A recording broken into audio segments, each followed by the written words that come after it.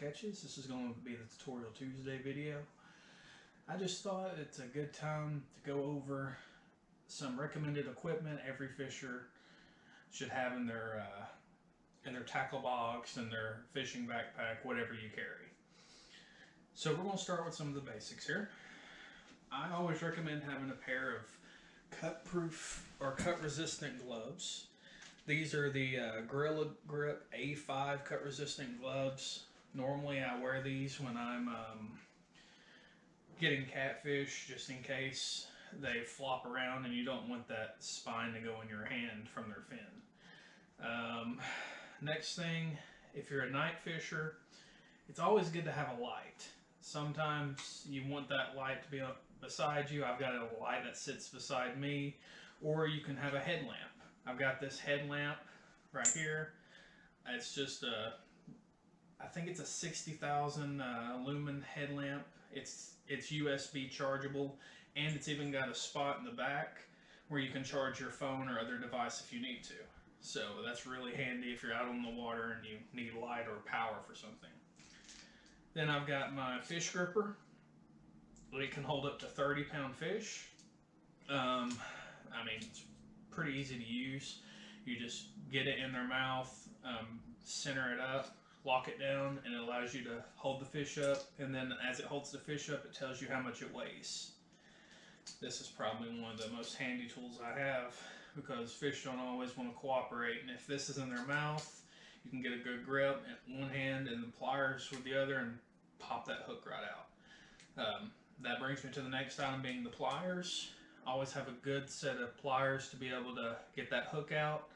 Obviously you can get it out your hand if you want to, but pliers just make it easier, because sometimes it allows you to maneuver the hook a way that your hand wouldn't, or it alleviates the risk of the hook going in your hand. Second thing is the little pistol grip pliers.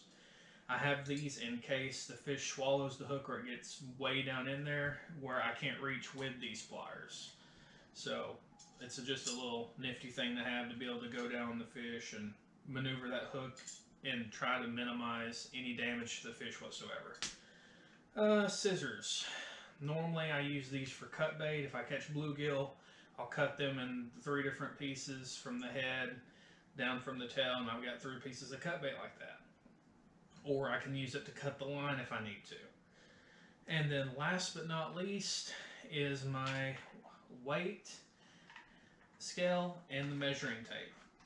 I like the measuring tape in the back. I think it goes up to 6 foot, and this scale goes up to 50 pounds. Obviously, one of these scales as far as weight's questionable, but I like it because it's got the built-in measuring tape, centimeters and inches on the back.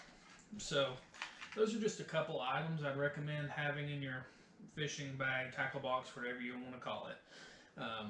It helps your fishing experience go more smoothly, and we all know when you're out there on the water, it can really mess up your day if you get a hook stuck in your hand or something. So gloves and the pliers help alleviate that issue, because you never know what a fish is going to do. You pull that thing out of the water and it may not be done flopping around.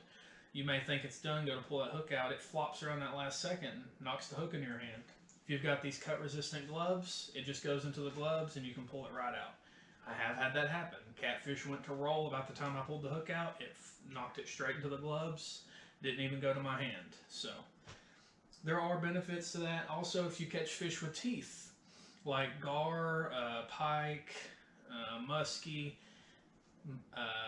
walleye, sauger, anything like that, it's always good to have these cut resistant gloves, because if you're going to be in that fish's mouth at all, which I recommend using pliers to do so, but you don't want to be bit, and these help alleviate that issue. If you do get bit and it does go through, it won't be as bad as if you weren't wearing anything. So these are just a couple items I recommend. I hope this helps y'all become better anglers, and we're going to keep this thing going.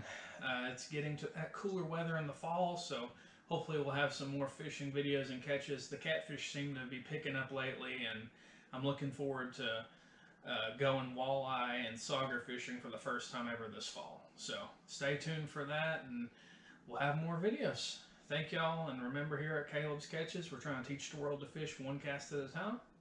Don't forget to hit that subscribe button.